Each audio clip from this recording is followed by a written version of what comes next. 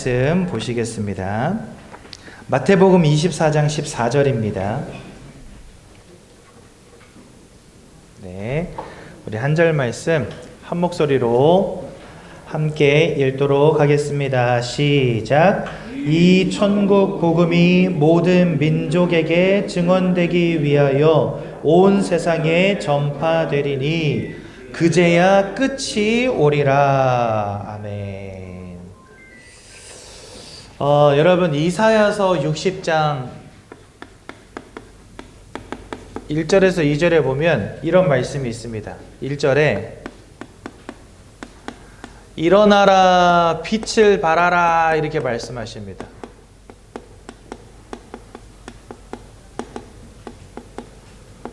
여러분, 빛은 어디에 필요하죠? 어두운 곳에 필요하잖아요. 그렇죠? 뭐 대낮에 태양이 높게 떴는데 빛을 이렇게 불을 켜는 사람은 아무도 없어요. 왜? 소용이 없으니까. 그런데 밤에는 불을 켜야 됩니다. 밤에 불 안 켜면 큰일 나요. 그죠? 제가 새벽에 여러분들도 이제 가끔 소피 마리아 오시면 화장실 갈 때 있잖아요. 근데 저희 집에는 이렇게 화장실 한번 가려면은 좀 구조가 복잡합니다. 그래가지고 불 안 켜고 그냥 가잖아요. 그러면은 어딘가에 꼭 부딪혀요. 특히나 저는 이제 제 방에서 이렇게 나오면 방문 바로 앞에 식탁이 있어요. 식탁과 의자가 있는데 그냥 무심코 나오다가 지나가다 보면은 거기 쾅 부딪힐 때가 많거든요. 그러니까 밤에 이렇게 다니다 보면은 부딪힐 수 있기 때문에 우리는 반드시 뭘 켜야 되죠? 불을 켜야 돼요. 어두움이 가득한 곳에는요, 빛이 필요합니다. 근데 여기 보니까 일어나라 빛을 발하래요. 그럼 왜 빛을 발하라고 하셨을까요? 2절에 답이 나옵니다. 뭐라고 되어 있냐? 어두움과 캄캄함이 온 땅과 만민을 덮었다 이렇게 되어 있어요. 여러분, 제가 질문할게요. 지금 밖에 나가서 세상을 보십시오. 어두움과 캄캄함이 덮였습니까? 안 덮였습니까? 밝아요? 건물은 멋들어지고 사람들의 인생은 화려하게 그지없습니다. 그렇죠? 여러분들 TV로 사람들 보십시오. 연예인들 보세요. 얼마나 화려합니까? 막 열심히 찍어 바르고 막 이쁜 거 입고 나오면은요, 세상 그렇게 이쁜 여자가 없어. 세상 그렇게 멋진 남자가 없어. 그렇죠? 그러니까 세상을 보면은요, 전혀 어둡고 캄캄하지 않아요. 밤에도 요즘엔 대낮 같습니다. 그렇죠? 전기불 잔뜩 켜놔가지고 어디 어두운 데가 없어요. 저는 옛날에 완전 시골 깡촌에 살았는데 거기는요, 가로등이 없어가지고 달 뜨지 않으면 아무것도 안 보여요. 동네가 6시, 7시 해 지고 나면은요, 아무것도 안 보이는 동네 살았거든요. 그런데 요즘 시대는 그런 동네 잘 없잖아요. 어딜 가든지 불빛이 환하잖아요. 그렇죠? 근데 왜 성경은 어두움과 캄캄함이 온 땅과 만민을 가리웠다라고 말씀하고 계실까? 이것은 우리의 눈에 보이는 육신적인 세상을 말하는 게 아니라는 것입니다. 육신적인 세상은요, 너무 화려해요. 육신적인 세상은요, 너무 환하고 밝아요. 그렇죠? 부러운 것들이 너무 많아. 아이고, 나는 저 집에 살고 싶다. 나도 저 사람처럼 멋지게 럭셔리하게 살고 싶다. 부러운 것들 투성이에요, 세상은요. 그렇죠? 그러니까 전혀 어둡거나 캄캄하지 않습니다. 그런데 왜 하나님은 온 땅과 만민을 어두움과 캄캄함이 덮었다라고 말씀하시고 거기에다가 빛을 발하라라고 말씀하셨을까요? 여기서 말씀하시는 어두움과 캄캄함은 육신적인 어두움과 캄캄함이 아닙니다. 어떤 어두움과 캄캄함이냐? 영적인 어두움과 캄캄함입니다. 성경 고린도후서 4장 4절에 이런 말씀이 있어요. 이 세상의 신이 누구겠습니까? 예, 그게 바로 성경에서는요, 그 이름을 사단이라고 말하고 있습니다. 이 세상의 신이 믿지 아니하는 사람들의 마음을 가리웠다 이렇게 돼 있어요. 여러분들, 누가 와서 여러분들의 눈을 이렇게 가려보세요. 앞이 안 보이겠죠. 그것처럼 흑암이 여러분들의 눈을, 여러분들의 귀를 가리고 막은 것입니다. 그래서 믿지 아니하는 자들의 마음을 혼미하게 해버립니다. 혼미케 하여 결국은 뭐하게 만들었냐면 하나님의 형상이신 예수 그리스도의 영광의 빛을 보지 못하게 만들어버린 겁니다. 그러니까 이 고린도후서 4장 4절이 정확히 우리에게 답을 주시죠. 눈에 보이지 않는 사단과 귀신의 역사가 모든 사람들의 눈과 귀를 막아버려가지고 여호와 하나님의 영광의 빛을 보지 못하게 만들어버린 거예요. 그렇죠? 누가 여러분들 눈을 이렇게 가렸다. 그러면 세상 천지가 어둠이잖아요. 그렇지 않습니까? 그것처럼 모든 사람들의 영적인 곳에 어두움과 캄캄함이 임해버렸다는 겁니다. 그러니 하나님은 우리에게 말씀하십니다. 일어나서 빛을 발하라 이렇게 말씀하시는 거예요. 그죠? 오늘 이 자리에 계신 우리 귀한 성도님들의 인생에도 이 빛이 비춰져야 됩니다. 네. 우리가 예수 믿어야 되는 이유는요, 다른 것 없어요. 예수 믿는다고 무조건 부자 되는 것도 아니고, 예수 믿는다고 무조건 질병이 낫는 것도 아니고, 예수 믿는다고 무조건 서울대 가는 것도 아닙니다. 예수를 믿을 때 모든 사람들에게 동일하게 주시는 단 한 가지 응답은 어두움 가운데 빛을 비추사 우리를 구원해 내시는 거예요. 하나님이 저와 여러분들을 구원하사 천국에 이르는 축복을 주시는 겁니다. 그렇죠? 그래서 하나님은 우리에게 이 빛을 발하라라고 계속 말씀하시는 겁니다. 그럼 여기서 말하는 이 빛이 누굴까요? 예, 이 빛이 다른 누구가 아닌 바로 예수 그리스도를 의미합니다.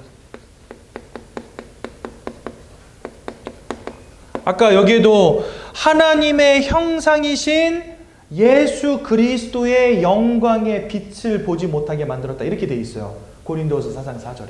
그러니까 이 땅에 비춰질 유일한 빛은 누구냐? 바로 예수 그리스도라는 겁니다.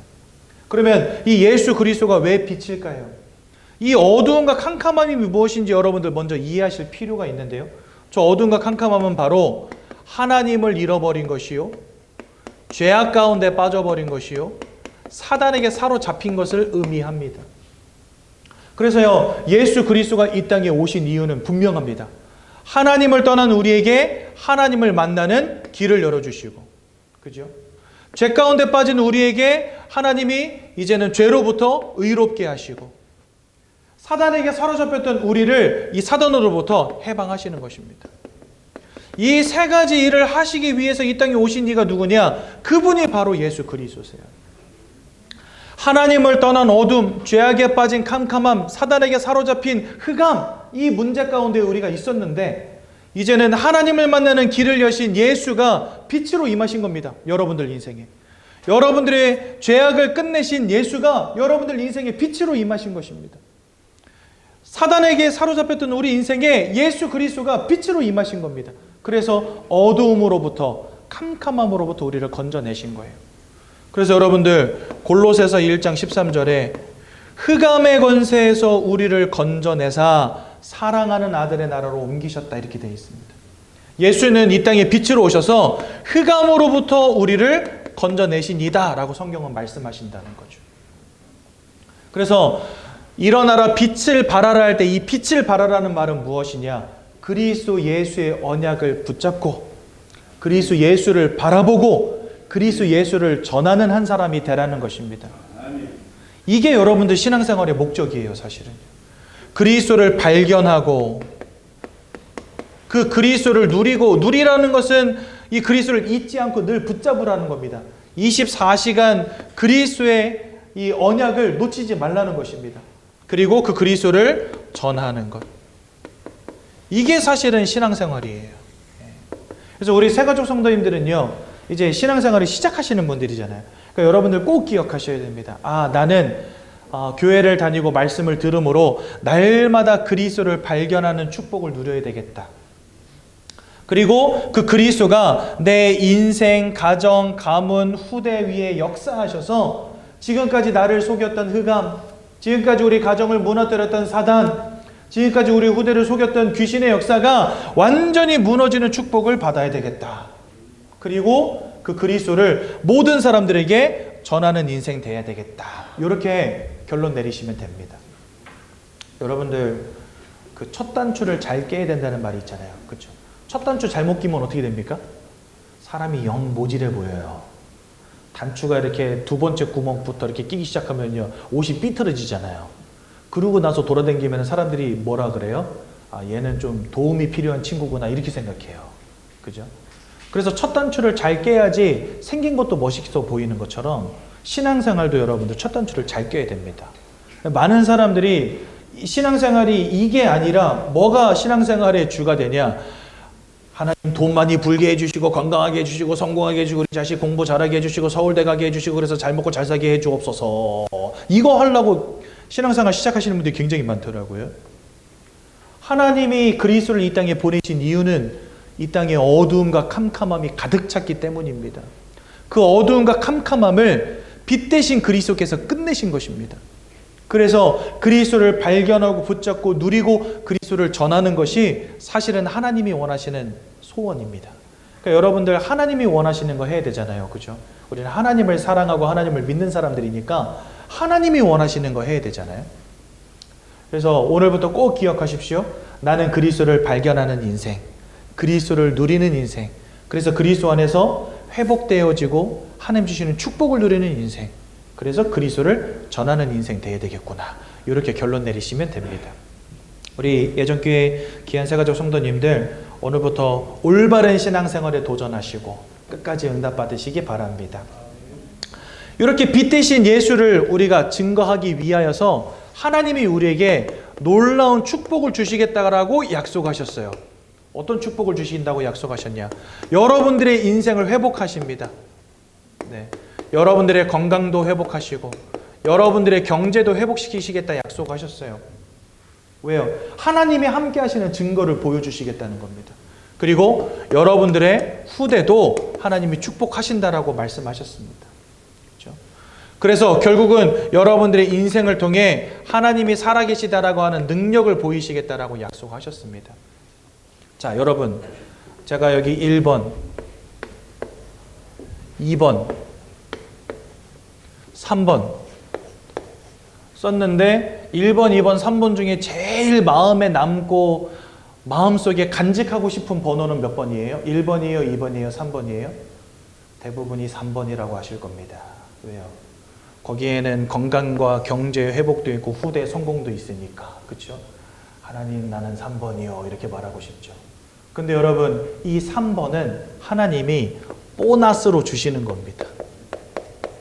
언제요? 우리가 이 속에 있을 때. 그래서 여러분 마태복음 6장에는요 아주 재미있는 이야기가 있어요. 제가 들려드릴 테니까 잘 들어보세요. 너희는 무엇을 먹을까 무엇을 마실까 무엇을 입을까 마음에 근심하지 말아라 이렇게 말씀하세요.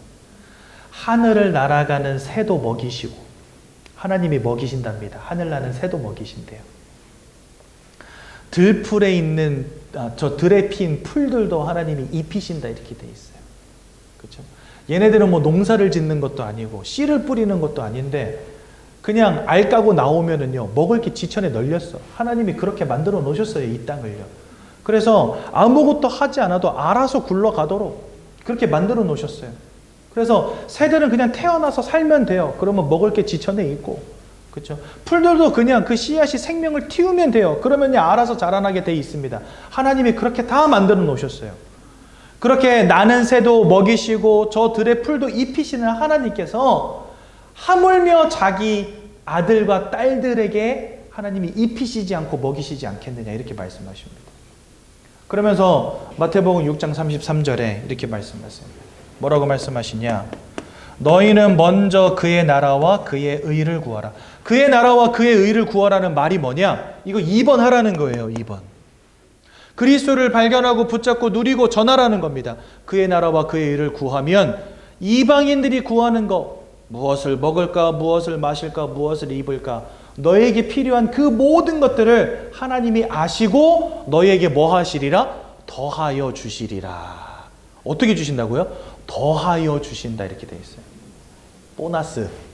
보너스로 주시는 것들입니다. 그러니까 이거는요 우리가 구하지 않아도 하나님이 다 예비해 두셨다가 여러분들 필요를 따라서 하나님이 다 주시겠다는 거예요.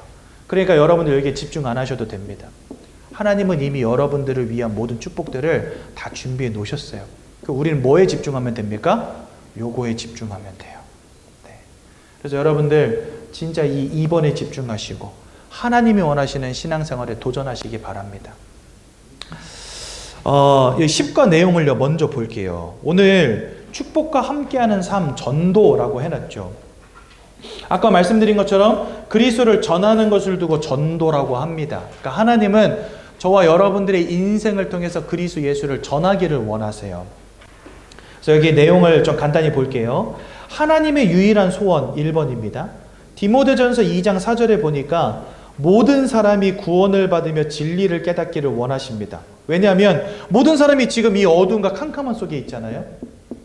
그래서 이 속에서 빠져나올 수 있는 유일한 길 대신 그리스도 예수를 알기를 원하시는 거예요, 하나님은. 그래서 마가복음 3장 13절 15절에 보니까 우리를 부르신 이유가 바로 전도다 이렇게 말씀하십니다. 그러니까 저와 여러분들을 부르신 이유가 이 그리스도를 전함으로 또 다른 사람을 살리기 위함이다 이렇게 말씀하세요. 그래서 마태복음 28장은 모든 민족들 가운데로 다 가라 이렇게 말씀하세요. 그러니까 여러분들 저희 나라에 이 복음이 130년 전에 들어왔거든요. 근데 저 미국에서부터 뭐 언더우드 선교사, 뭐 아펜젤러 선교사 이런 사람들이 들어와서 이 나라에 복음을 전해준 거예요. 그러니까 그것처럼 모든 민족들에게로 흩어져서 나아간 사람들이 있었어요. 그 사람들을 통해서 복음이 전해지는 겁니다. 마태복음 24장은 모든 민족들에게 이 복음이 전해질 때 이 땅에 끝이 온다라고 말씀하십니다. 여러분 천년만년 온 세상에 계속 이어질 것 같지요. 성경은 끝이 온다라고 말씀하십니다. 그러면 왜 전도입니까? 고린도전서 1장 21절에 자기 지혜로는 하나님을 알지 못해요. 내가 죽었다 깨나도 나 혼자로는 하나님을 알 수 없다는 거예요. 그러니 하나님을 아는 자들이 가서 알려줘야 되는 겁니다. 또 호세아서 4장 6절은 하나님을 아는 지식이 없어 이 땅이 망한다. 하나님을 아는 지식이 없다는 건 바로 이 영적 지식을 말합니다. 우리는요 그냥 공부 열심히 하고 잘 먹고 잘 살고 돈 많이 벌어서 성공하면 최고인 줄로 여기잖아요. 영적인 거 전혀 신경 쓰지 않는단 말입니다. 그 영적인 지혜가 지식이 없으므로 이 땅이 망한다라고 말씀하십니다. 하나님 잃어버리고 사단에게 붙잡혔는데 이거 알지 못하고 그저 성공, 공부, 돈 이거 하면서 살아가는 거예요. 그러니 무너질 수밖에요. 사도행전 4장 12절에는 그래서 오직 예수 외에는 구원자가 없다라고 말씀하시고 그래서 우리는 예수를 증거해야 되는 것이고요. 요한복음 5장 24절은 사망에서 해방되는 유일한 길이 예수이므로 우리는 예수를 전해야 되는 것입니다. 그러므로 전도는 하나님의 최고 관심입니다. 하나님의 최고 기쁨이고 하나님의 최고 사역입니다. 그러니까 전도에 관심 갖는 사람들을 하나님이 축복하실 수밖에 없죠. 그래서 하나님은 전도자를 축복하시는데 전도자 개인과 가정과 가문과 후대를 축복하시는 것입니다. 그러니까 이렇게 올바른 신앙생활에 도전하기 시작하면 하나님이 여러분들의 인생도 회복시키시고 여러분들의 후대도 축복하십니다. 왜요? 이 전도라고 하는 가장 중요한 하나님의 소원을 깨달았기 때문에 하나님은 그 개인, 가정, 가문을 축복하십니다. 네. 그래서 결론, 참된 성공의 시작은 하나님의 소원을 아는 것이다. 세상 사람들은 참된 성공의 시작이 뭐라고 생각해요? 공부 열심히 해서 서울대 가는 거, 서울대 졸업하고 대기업에 취직하는 거, 이게 참된 성공의 시작이라고 말하잖아요. 근데 문제는 뭡니까? 영적인 무너짐이 해결되어지지 않는다면 제 아무리 서울대 나오고 대기업에 취직한다 할지라도 그 인생은요 무너질 수밖에 없습니다. 마음이 무너지고 생각이 무너지고. 제가 늘 말씀드리지만 자살하는 사람들 인생이 환경이 안 좋아서 또 인생이 흙수저로 태어나서 모든 것을 다 실패해서 무너져서 자살하는 사람도 있겠지만 모든 것 다 가졌는데도 자살하는 사람들 세상에 가득 차 있습니다. 왜 그런지 아십니까? 우리가 육신적으로 아무리 성공해도 이 영적인 무너짐을 해결하지 않으면 그 인생 무너질 수밖에 없다라는 증거예요. 그래서 여러분들 꼭 아셔야 됩니다. 인생의 참된 성공은 돈을 많이 버는 게 아닙니다. 영적인 어두움과 캄캄함에서 빠져나오는 것이 참 성공의 시작입니다. 그리고 그 유일한 길이 예수 그리스도라고 성경은 우리에게 말씀하십니다. 이 자리에 계신 우리 귀한 예전교회 새가족 성도님들 예수 언약을 붙잡으시고 여러분들의 인생이 회복되어지고 하나님 주시는 축복을 누리며 천국과 영원한 생명을 소유한 하나님의 자녀들로 이 땅 가운데서 승리하시기를 예수님의 이름으로 축원드립니다. 언제나 말씀드리지만 우리가 예수를 믿어야 될 이유를 발견하는 것은 굉장히 중요합니다. 세상 사람들이요 예수 믿을 필요 없다라고 말해요. 근데 그렇게 말하는 이유가 뭘까요? 예수 믿을 필요 없다라고 말하는 이유가 뭘까요? 예수 믿을 이유가 안 보이니까. 그렇죠? 예수 믿을 이유가 보이지 않으면 절대로 예수 믿지 않습니다. 그래서 가장 중요한 것은 내가 왜 예수를 믿어야 하는가를 발견하는 게 되게 굉장히 중요해요. 그래서 오늘 제가 드리는 이 구원의 길 말씀을 통하여서 여러분들 예수를 왜 믿어야 되는지 그 이유를 찾는 귀한 날 되시기 바랍니다. 성경은요, 하나님께서 사람을 창조하셨다라고 말씀하십니다. 창세기 1장 27절에 또 28절에 보니까 하나님의 형상을 따라서 사람을 창조했다 이렇게 돼 있어요. 그러니까 이 형상을 따랐다는 것은요, 하나님을 닮은 존재로 우리를 만들었다는 겁니다. 여러분들 부모님을 닮았잖아요. 그렇죠? 부모님의 겉모양도 닮고, 부모님의 성질도 닮고, 부모님의 성격도 닮고, 세상 말로는 성깔도 닮고, 그렇죠? 제 친구 중에 진짜 조금만 기분 나쁘면 막 와 하는 친구 하나 있거든요.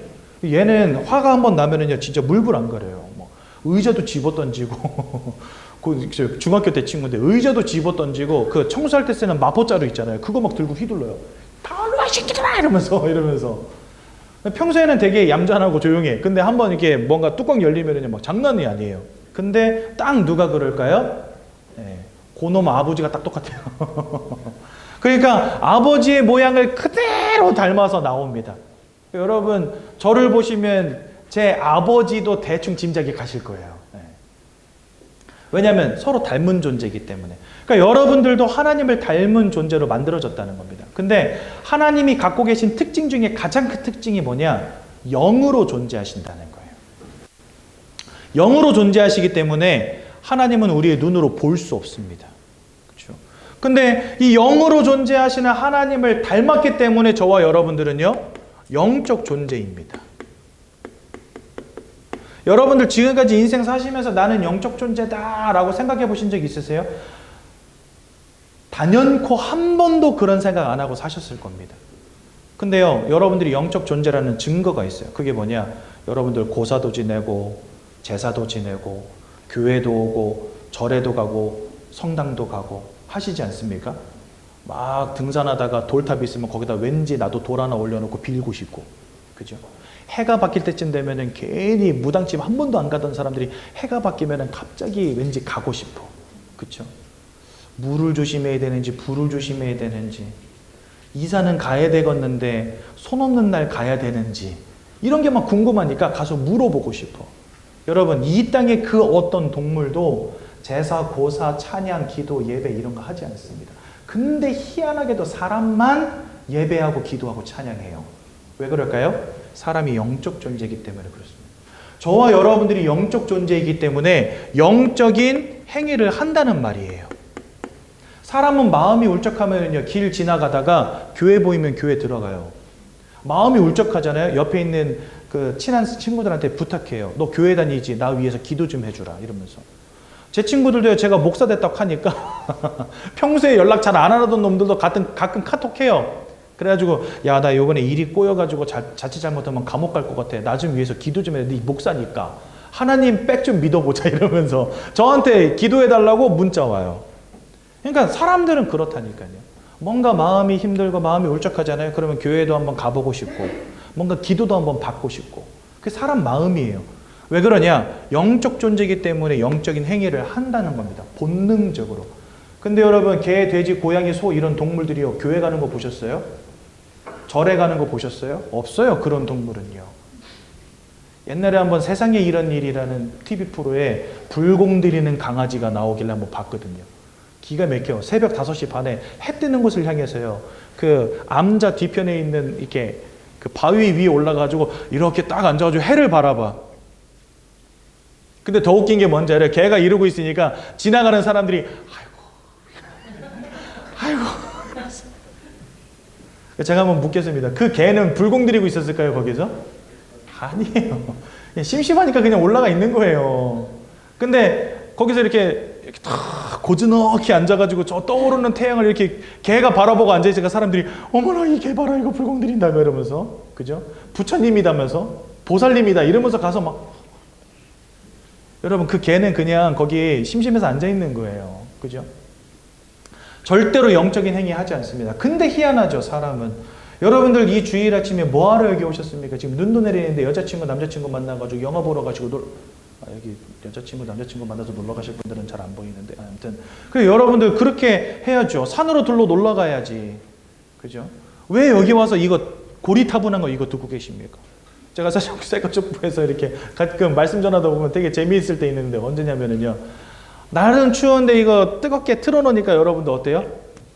잠이 솔솔 와요. 그리고 앞에서 또 제가 이렇게 말을 계속 하니까 그 소리 듣고 있다 보면은요, 가끔 이렇게 선생님들이 이렇게 뭔가 안 주려고 이렇게 눈에 힘 딱 주고 계시다 갑자기 이러시는 분들 많이 계시거든요. 너무 재밌어.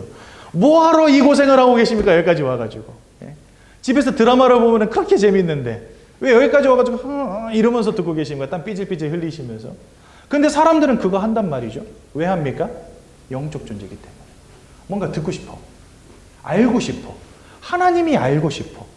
눈에 보이지 않는 그분을 좀 알고 싶어. 그리고 진짜 구원이 있다면 그 구원 받고 싶어. 이상해요. 사람은요, 그런 본능이 있다는 거예요. 그게 바로 여러분들이 영적인 행위를 하는 영적 존재라는 증거입니다. 그러면 하나님이 사람을 창조했다라고 말씀하시는데 왜 이렇게 영적 존재로 만드셨을까요? 이유는 하나밖에 없습니다. 하나님이 영이시기 때문에 그래요. 하나님은 육신이 없으십니다. 영으로 존재하십니다. 그 눈으로 볼 수 없고 손으로 만질 수 없는 하나님을 알고 하나님을 믿으려면 저와 여러분들이 하나님을 이해할 수 있는 영적 존재여야 하는 거예요. 그러니까 영이신 하나님을 이해하고 그 하나님과 함께하고 하나님이 주시는 영적인 축복을 누리라고 우리를 영적 존재로 만드셨다는 겁니다. 그러니까 저와 여러분들은 원래는 하나님이 누구신지 알고 하나님과 함께하는 존재들이었다는 거예요. 근데 지금까지 여러분들 하나님 전혀 모르고 사셨잖아요. 천국과 지옥이 있는지 사단이 있는지 뭐 귀신이 있는지 하나님이 계신지 여러분들 알고 사셨습니까? 예수가 누군지 관심도 없었잖아요. 그렇죠? 어떻게 하면은 연봉을 더 많이 받을 수 있을까? 어떻게 하면 서울대 갈 수 있을까? 이거나 고민하셨지. 어떻게 하면 우리 자녀들 잘 먹고 잘 살 수 있을까? 어떻게 하면 우리 손주들 어렸을 때부터 영어 한 마디라도 잘해가지고 나중에 성공할까? 이거나 고민하셨지. 영적 존재라는 거 고민해 보셨습니까? 하나님이 계시다는 거 고민해 보셨어요? 아니요. 아예 관심이 없으셨을 거예요. 그러면 우리는 영적 행위라는 영적 존재인데 왜 영적인 것에 전혀 관심이 없었을까요? 여러분들의 영적인 부분에 문제가 생겼기 때문입니다. 그것을 두고 영적 문제라고 하는 거예요. 여러분들 마음이 무너졌다 뭐라고 합니까? 정신 문제라고 합니다. 여러분들 육신이 무너졌다 뭐라고 합니까? 질병의 문제라고 합니다. 그렇죠? 그것처럼 여러분들의 영적인 부분이 무너진 것을 두고 영적 문제라고 합니다. 그러니까 지금 이 땅에 살아가는 모든 사람들에게 이 영적인 문제가 생겼다는 거예요. 그래서 이 영적인 사실을 전혀 모르게 돼버린 겁니다. 저도 마찬가지였어요. 저는 지금 목사지만 저는 태어났을 때 불신 가문에서 태어났거든요. 하나님 믿지 않는 가문에서 태어났어요. 저도 하나님이 계심을 알지 못했어요. 예수가 있음도 알지 못했어요. 사단이 존재함도 알지 못했어요. 어느 날 제 인생이 막 무너지고 박살나고 깨지는데 엄마 탓 아빠 탓 했어요. 왜냐? 찢어지게 가난한 집이었거든요. 아버지가 전혀 저의 배경이 못 돼주셨거든요. 그러니까 맨날 부모님 탓하고 산 거예요. 진짜 흙수저를 물고 태어나가지고 부모를 잘못 만나서 맨날 이런 생각하고 살았거든요. 근데 알고 보니까 내 인생을 사로잡고 무너뜨리는 영적 존재가 있었다는 거예요. 근데 그걸 전혀 몰랐던 거죠. 저와 여러분들에게 이 영적인 문제가 왔던 겁니다. 어떤 영적인 문제입니까? 사단이라고 하는 존재에게 속아버려가지고 모든 사람이 죄 가운데 빠지게 되었고 결과적으로는요. 이게 제일 중요해요. 하나님을 잃어버린 상태가 되었다라고 성경 말씀하십니다. 그래서 로마서 3장 23절에 보니까 모든 사람이 이 죄를 범하였음에 하나님의 영광에 이르지 못하게 되었다 이렇게 돼 있어요. 그 말은 사단에게 속아서 죄를 짓고 하나님을 잃어버린 존재가 됐다는 겁니다. 하나님과 함께하는 축복을 누리도록 만들어진 저와 여러분들인데 하나님을 잃어버린 거예요. 그것을 두고 뭐라 하냐? 영적인 문제라고 합니다. 그럼 여러분, 우리가 영적 존재라는 것을 이해하고 이 영적인 문제 가운데 빠졌다는 것을 이해해야 되는 이유가 무엇입니까? 이 영적인 문제가 사실은 모든 문제의 시작이 되기 때문에 그렇습니다. 지금 여러분들 인생에 와 있는 모든 문제의 시작이 이 영적인 것에서부터 시작된 거예요. 목사님 왜 그렇죠? 라고 여러분들 질문하실 수 있잖아요. 사람은요, 영혼을 가진 존재, 마음을 가진 존재, 육신을 가진 존재입니다. 근데 사람이 이 마음이 무너지잖아요? 그러면요, 육신이 병들어 버려요. 희한하게도. 아들이 먼저 툭 죽어버려요. 그러면 그 부모님들이 시름시름 앓다가 같이 따라 죽으시는 분들이 있어요. 많이 있어요. 의외로. 그게 뭐예요? 마음이 무너지면 육신도 병들어 버리는 거예요. 여러분, 육신이 큰 질병에 빠졌다. 진짜 사지 육신이 절단되는 그런 사고를 당했다. 여러분들 마음이 평안하시겠습니까? 아니요. 그동안 있었던 내 팔이 없어졌는데 어떻게 마음이 평안해요? 마음이 무기력해지고 무너지기 시작합니다. 이 육신과 마음은요, 하나예요. 여러분들 마음 어디 있어요? 마음 어디 있어요? 물어보면 많은 분들이 여기 있어요 이러면서 가슴을 두들기세요. 틀렸습니다, 여러분들. 과학자들은 마음이 어디 있다라고 말하냐? 여기 있다라고 말합니다. 뇌. 근데 솔직히 말하면요, 저는요, 마음이 뇌에 있는지 가슴에 있는지 엉덩이에 붙었는지 잘 모르겠어요. 근데 중요한 것은 뭐다? 분명히 우리는 마음을 갖고 있다는 거. 그리고 이 마음과 육신이 서로 떨어지지 않아요. 딱 하나로 뭉쳐 있어요. 마음도 나고 이 몸도 나예요. 하나기 때문에, 마음과 몸이 하나기 때문에 한쪽이 무너지면 다른 한쪽도 영향을 받습니다. 그게 사람이란 존재예요. 그런데 사람은 마음만 가진 존재가 아니고 육신만 가진 존재가 아니에요. 뭐도 가졌어요? 영혼을 가졌어요. 여러분, 사람이 죽었다 할 때 그것을 또 다른 말로는 어떻게 표현하냐면 혼이 떠나갔다 이렇게 말하거든요. 그러면 이 혼이 육신하고 분리되는 게 죽음이란 말이죠. 그러니까 육신과 혼은 원래는 하나로 뭉쳐 있는 거예요. 이게 떠나가면 죽음인 거잖아요. 살아있는 동안은 혼과 육신이 함께 거하고 있는 거예요. 그렇죠? 그러니까 우리는 한마디로 말해서 사람은 영혼과 마음과 육신이 하나인 존재예요. 여기까지 공감되시죠? 이해가 되시죠? 마음이 무너지면 육신이 병드는 것처럼 영적인 무너짐이 여러분들의 마음도 무너뜨리고 여러분들의 삶도 무너뜨릴 수 있다는 겁니다. 이 부분도 공감이 되시죠? 사람은 하나이기 때문에 어느 한쪽이 무너지면 그 무너짐이 다른 것에도 영향을 준다는 거예요. 그런데 지금 모든 사람들에게 이 영적인 무너짐이 와 있다는 겁니다. 사단에게 속고 죄 가운데 빠져서 하나님을 잃어버린 이 영적인 무너짐 때문에 여러분들의 마음의 무너짐, 삶의 무너짐, 육신의 무너짐이 시작이 되었다는 겁니다. 그래서 여러분, 사람이 영적 존재라는 걸 이해하는 게 중요하고, 그런 영적 존재인 우리에게 하나님을 잃어버린 영적인 문제가 와 있다는 것을 이해하는 게 중요합니다. 이유를 알아야 답을 찾거든요. 여러분, 병원에 가서 진찰 받잖아요. 왜 진찰 받아요? 내가 어디가 아픈지 알아야 약도 지을 거 아니에요. 내가 어디가 아픈지 알아야 수술도 받을 거 아니에요. 그래서 여러분, 내 인생의 문제가 왜 왔는지를 이해하는 것은 굉장히 중요한 일입니다. 근데 저와 여러분들이 영적 존재라고 한다면 내 인생에 와 있는 영적인 문제를 이해하는 것은 굉장히 중요하겠죠. 근데 지금까지 여러분들이 여기에 관심이 있었다, 없었다? 없었다. 그러면 여러분, 그건 뭘 의미해요? 인생에 분명히 이 영적인 문제 때문에 시작된 나의 인생의 문제가 있을 건데 그 답을 지금까지 여러분들이 찾을 수 없었다는 거예요. 그죠? 그러면 여러분들 인생에 와 있는 중대한 문제들의 답을 찾으려면 여러분들에게 지금 시작되어 있는 영적인 문제가 뭔지를 이해하는 게 중요하다는 겁니다. 영적 존재인 여러분들에게 와 있는 영적인 문제가 무엇인지 이해하셔야 된다는 거예요. 근데 성경은 사단에게 속아서 죄 가운데 빠지게 되었고 결과적으로 하나님을 잃어버린 존재가 되었다라고 말씀하십니다. 그때로부터 모든 사람들은 사단에게 사로잡힌 존재가 되었다고 성경 말씀하세요. 요한복음 8장 44절에 보니까 너희는 너희 아비 마귀에게서 났다고 말씀하시고, 요한일서 3장 8절은 죄를 짓는 자마다 이 마귀에게 속해 있다 이렇게 말씀하십니다. 즉 하나님을 잃어버린 순간부터 우리는요, 사단 마귀에게 속한 자, 사단 마귀에게 사로잡힌 자가 되었다고 성경 말씀하시는데, 이 사단 마귀가 좋은 놈이면 괜찮잖아요. 그렇죠? 하나님 잃어버렸어도 괜찮은 놈이면 그냥 지낼만 하잖아요. 그죠? 근데 성경에 보니까 요한복음 8장 44절에 요 사단을 두고 거짓말장이 살인마라고 말씀하십니다.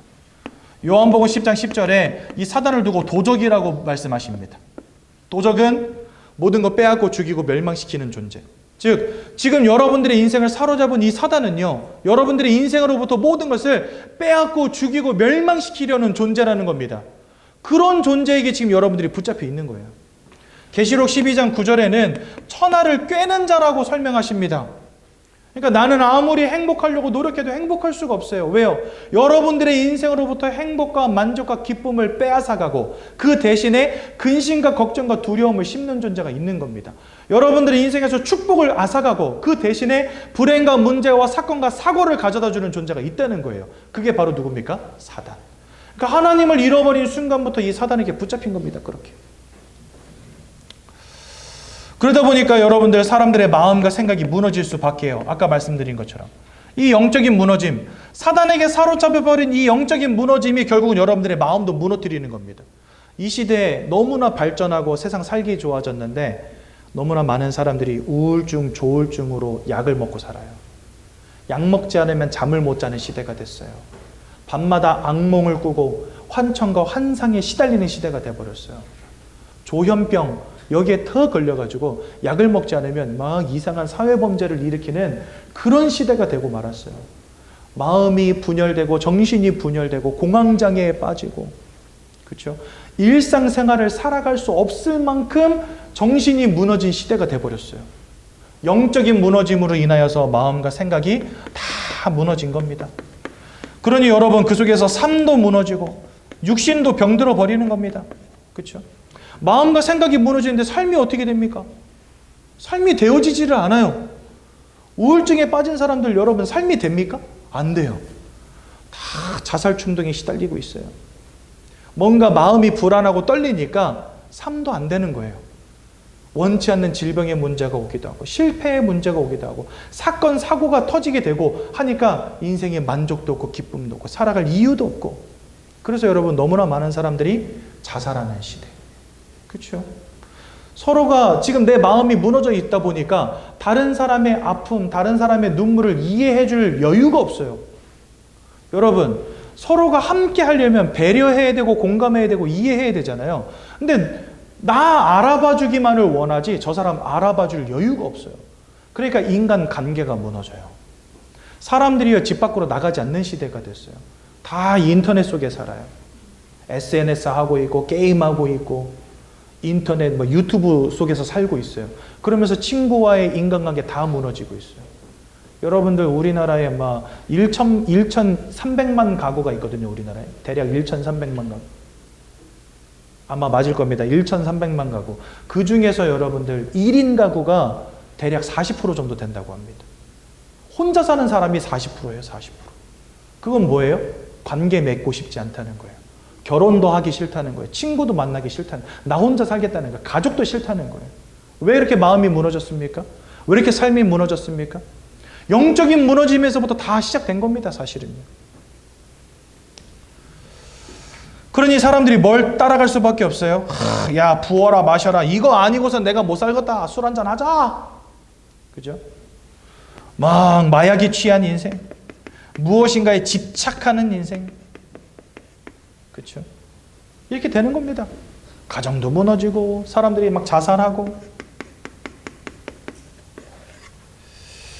여러분 정말 이 땅의 문제, 내 인생의 문제를 바라보는 시선 자체를 바꾸시라는 거예요. 저는요 일평생 부모 욕하고 살았거든요. 일평생 부모님 원망하고 살았거든요. 근데 사실은요 부모 잘못이 아니었어요. 내 인생 무너뜨리고 내 인생을 박살나게 하는 영적 존재가 있었던 거예요. 이걸 몰랐던 거죠. 그래서 제가 예수 믿고 나서 하나님 아버지 앞에 엄청 울었다 아닙니까? 아버지를, 어머니를 사랑하게 하옵소서 이러면서.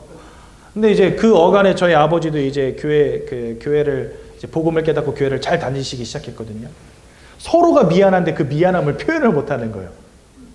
저는 아버지한테 늘 맞고 자랐고, 나는 아버지가 늘 미웠고, 그러니까 아버지 제가 진짜로 아유 진짜 너무 힘든 거예요 그 말이. 근데 제가 필리핀에서 이렇게 살 때 아버지가 저한테 전화를 하셨어요. 전화하더니 아들 잘 지내? 그래서 예, 신경 쓰지 마세요. 너무 투명하게, 너무 차갑게 잘 지내니까 그냥 걱정하지 마세요. 무소식이 희소식이니까 저 연락 안 합니다. 막 이랬는데 아버지가 그 말이 되게 가슴에 사무치셨나 봐. 그랬더니 한참을 말이 없으시다가 저한테 아들 아빠가 사랑해 이렇게 주시는데 저 그날 베개 끌어안고 하루 종일 울었습니다. 그런 말을 들어본 적이 없거든요. 아무튼 복음을 깨닫고 보니까 와, 관계가 회복이 되더라고요. 신기하죠. 복음이 깨닫고 나니까 내 마음에 평안함이 오더라고요. 영적인 무너짐에서부터 시작된 모든 문제가 예수 그리스도를 만나고 나니까 회복되기 시작하는 거 있죠. 여러분 잘 아셔야 됩니다. 인생의 모든 문제 시작 어디서 시작됐습니까? 영적 존재인 우리가 하나님을 잃어버린 채 사단에게 사로잡힌 것에서부터 시작되었다는 거. 이걸 기억하시라는 겁니다. 근데 이 문제를 알지 못하니까 사람들이 내 인생에 와 있는 이 불행과 내 인생에 와 있는 이 실패의 문제를 해결하려고 답을 찾긴 찾는데 엉뚱한 답을 찾을 수밖에 없어요. 암 걸린 사람이 감기약 먹는다고 낫겠습니까? 안 낫죠. 근데 여러분 예를 들어서 막 폐렴 걸린 사람이요. 막 몇 달 동안 감기약만 먹다가 나중에 폐렴 심해져가지고 병원 가고 이런 거 여러분들 자주 보시잖아요. 그게 왜 그러냐면 폐렴이 걸리면 막 기침도 나오고 가래도 끓고 하는데 감기약 먹으면 이게 어느 정도 해소가 되거든요. 그러니까 감기약 먹으면 되는 줄 알고 감기약만 먹는 거예요. 그런데 결국은 나중에 더 크게 터져 나오는 거죠. 우리 인생에 와 있는 문제들이요. 막 점집 찾아가서 굿도 하고 부적도 붙이고 고사도 지내고 제사도 지내고 뭔가 열심히 뭔가를 하면은요. 해결되는 것처럼 보여요. 진짜 실제로 굿을 하면 뭔가 문제가 해결되는 것처럼 보여요. 근데 문제는 뭐예요? 본질적으로 하나님을 잃어버린 채 사단에게 붙잡혀버린 이 인생의 근본적인 부분이 치유되어지지 않았기 때문에 뭔가 물결이 잔잔해지고 해결되어지는 것처럼 보이지만 나중에는 더 큰 문제로 뻥 터지는 겁니다. 폐렴 걸린 사람이 감기약만 먹다가 나중에 폐가 진짜 망가지는 것처럼 뭔가 감기약을 먹으면 살짝 이 감기 기운이 떨어지면서 이게 낫는 것처럼 착각하거든요. 이 우상숭배라는 게 그래요. 많은 사람들이 그거 하는 이유가 있습니다. 왜 하냐? 뭔가 남묘란계 이러다 보면 암이 떠나가요, 진짜. 근데 암이 난 것까지는 좋았지만 하나님을 알지 못하면 그 인생 어떻게 됩니까? 네, 하나님께 심판받고 지옥 형벌 가운데 떨어질 수밖에 없는 거잖아요. 그러니까 뭔가 내 육신의 문제는 해결된 것처럼 보였지만 하나님을 잃어버리고 사단에게 붙잡혀버린 이 근본의 문제가 해결되지 않으니 더 큰 문제로 뻥 터져버리는 겁니다. 근데 이거 알지 못하니까 사람들은 이걸 알지 못하니까 어쩔 수 없이 우상숭배하며 살아갑니다. 그거라도 해야지만 살 수 있는 거예요. 그래서 사람들이 제사 지내고 고사 지내고 막 난리도 아닙니다. 그죠? 부적도 갖다 붙이고 막 점도 치고 굿도 하고 날도 잡고 시간도 막 따지고 막 이러면서 살아갑니다. 그렇죠? 근데 고린도전서 10장 20절에 보니까 대저 이방인이 하는 제사는 귀신과 교제하는 것이니라. 여러분 사람은 영적 존재이기에 이렇게 모여서 영적 행위할 때 그곳에는요. 하나님이든 귀신이든 사단이든 역사하게 돼 있습니다. 하나님을 믿는 자들이 모인 자리에는 하나님이 함께 하세요. 하나님을 알지 못하는 자들이 모여서 뭔가 제사 지내고 고사 지내고 막 점도 치고 굿도 하고 하면 그 자리에는요. 사단과 귀신이 역사하는 겁니다. 우리가 아무리 좋은 의미를 가지고 아무리 좋은 뜻을 가지고 우리 제사 지낼 때 부모님한테 효도한다는 마음으로 하잖아요. 그런데 그것조차도 영적 행위이기 때문에 그곳에 눈에 보이지 않는 사단과 귀신이 역사한다는 겁니다. 그래서 여러분들 희한하게도 이 제사 고사 열심히 지내면 이상하게 가문이 막 무너져요. 저 살던 고향은요. 강씨성 가진 사람, 홍씨성 가진 사람들이 모여 살았거든요. 저희 할아버지 홍씨, 저희 할머니 강씨. 그러니까 동네가 다 일가 친척이에요. 그래가지고 막 열심히 종손들 모여 살다 보니까 열심히 제사 지냅니다. 근데 희한해요. 막 가문의 장손들이 객사하는데 언제 어디서 어떻게 죽었는지를 모르는 거예요. 1년 동안 실종 상태 돼가지고 결국은 장례를 치르고 빈무덤을 만들어 놓고요. 저희 가문의 성산에 가보면요. 빈무덤들이 그렇게 많아요. 이게 다 왜 그러냐. 장손들이 다 객사해버린 거예요. 다음 때에 제사 지내야 되는 사람들이 객사해버렸어요. 오랫동안 그렇게 열심히 뭔가 제사도 지내고 고사도 지내면은요, 가정 가문이 축복받아야 되잖아요. 근데 이상하게 장손들이 많이 죽어나갔어요. 그래서 여러분들 잘 아셔야 됩니다. 이 모든 것들이 우리가 아무리 좋은 의미로 제사 고사 지내도 그 영적인 행위 가운데 사단과 귀신이 역사한다는 사실을 여러분들 기억하시라는 겁니다. 고린도전서 10장 20절 대저 이방인이 하는 제사는 귀신과 교제하는 것이니라. 그래서 우리 교회는요, 제사 고사 점 굿 이런 거 하지 말라고 가르칩니다. 왜요? 그것이 여러분들의 인생의 무너짐을 더하기 때문에, 더 큰 무너짐을 가져오기 때문에. 효도하지 말라는 말 절대 아닙니다, 여러분들. 부모님께 효도하시고. 더 중요한 거 히브리서 9장 27절. 여러분, 사람은 한 번 이 땅 떠나가게 되어 있습니다. 천년만년 사는 게 아니에요. 그러니 이 땅에서 잘 먹고 잘 사는 것도 소망하셔야 되겠지만 이 땅을 떠나간 다음도 소망하셔야 된다는 겁니다. 제 말은요. 예수를 믿어야 되는 궁극적인 이유, 베드로전서 1장 9절에 보니까 믿음의 결국 곧 영혼의 구원을 받음이라 이렇게 말씀하십니다. 네, 우리가 예수 믿는 이유는 다른 것 없어요. 이 땅에서 잘 먹고 잘 사는 게 궁극적인 목적이 아닙니다. 누구나 한 번은 이 땅 떠나가는데 그 이후에 과연 내가 천국에 이를 수 있겠느냐. 예수를 믿을 때 천국에 이르게 된다는 겁니다. 그러니 여기에다 소망을 두시라는 거예요. 전도서 3장 21절에 보니까 우리가 흙으로 왔게, 20절에 우리가 흙으로부터 왔기 때문에 흙으로 돌아가는 것이다 하시면서 21절에 사람이 죽으면 그 육신은 흙으로 돌아가고 그 영혼은 하늘로 올라가는 것을 세상은 알지 못하는도다 이렇게 되어 있습니다. 그러니까 우리가 죽으면 끝난다고 생각하잖아요. 아니에요. 저와 여러분들의 영혼이 하나님 아버지 앞으로 가게 됩니다. 거기에서 심판받게 됩니다. 그리고 마태복음 25장 41절에 있는 말씀처럼 하나님을 알지 못하는 자들은 마귀와 그의 사자들과 함께 지옥에 던져지는 겁니다. 그럼 천국은 누가 갑니까? 하나님께 속한 자, 하나님을 만난 자, 하나님의 자녀가 된 자들이 천국으로 들어가는 거예요. 그러니 하나님을 알지 못한다면 이 운명과 사주팔자 가운데에서 마음과 생각, 삼가 육신이 무너지고 이거 해결해 보겠다고 제사 지내고 고사 지내고 점치고 굿하고 부적 갖다 붙이는 이 모든 것들이 결국은 더 인생이 무너질 수밖에 없는 그런 결과를 가져오다가 그렇게 고통받고 살다가 나중에 죽어서는 사단 마귀와 함께 같이 지옥으로 던져지는 겁니다. 그러니 이 영적인 사실을 알지 못한다면 어떻게 되겠습니까? 망하는 거예요. 그래서 호세아서 4장 6절에 내 백성이 지식이 없어 망하는도다 이렇게 말씀하신다니까요. 어떤 지식입니까? 이 영적인 지식. 여러분, 제가 옛날에 그 인터넷으로 뉴스를 보는데 뉴스 헤드라인 제목이 뭐냐? 누구누구 박사, 누구누구 박사 초파리의 뇌의 비밀 풀어. 제가 이걸 보는데 너무 웃긴 거예요. 여러분 집에서 부엌에서 밥하고 있는데 초파리 날아다니는데 어떻게 합니까? 이놈 새끼 하고서 때려잡는 게 초파리잖아요. 그죠? 근데 어떤 사람은요, 그 초파리의 뇌를 열어가지고 그 뇌의 비밀을 연구하는 사람이 있어요.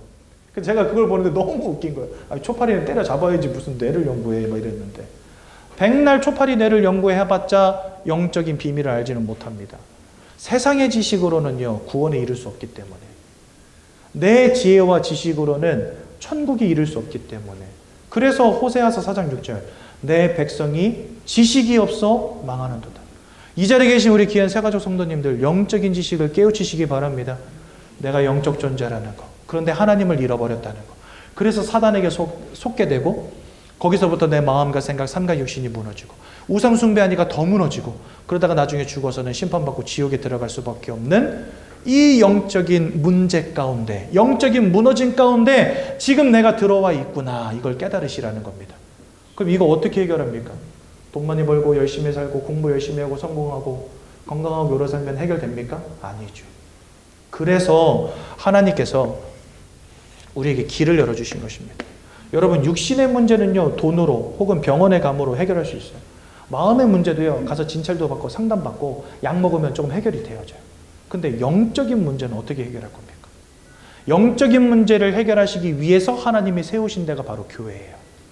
이 교회를 통해서 내 영적 문제를 발견하고 답을 찾으라는 겁니다. 그리고 이 영적 문제를 해결하시기 위해서 이 땅에 보내신 이가 바로 예수 그리스도신 겁니다. 이게 우리가 예수 그리스도를 믿어야 되는 이유입니다. 다른 이로서는 구원 얻을 수 없다라고 사도행전 4장 12절에 말씀하세요. 왜요? 이 문제를 해결할 유일한 이름은 이거밖에 없어요. 네. 이 문제를 해결할 유일한 방법은 이분밖에 없어요. 그래서 우리는 예수를 믿어야 되는 겁니다. 예수님 오셔서 세 가지 중요한 일을 하셨습니다. 요한일서 3장 8절에 보니까 아들이 나타나신 것은 이 사단 마귀가 하는 모든 일을 멸하기 위함이니라. 여러분들의 인생을 붙잡고 저 지옥 불구덩이까지 끌고 들어가는 이 흑암의 권세를 예수님이 십자가 위에서 끝내버리신 겁니다. 그래서 우리는 예수님을 사단의 권세를 꺾으신 참 왕이라고 합니다.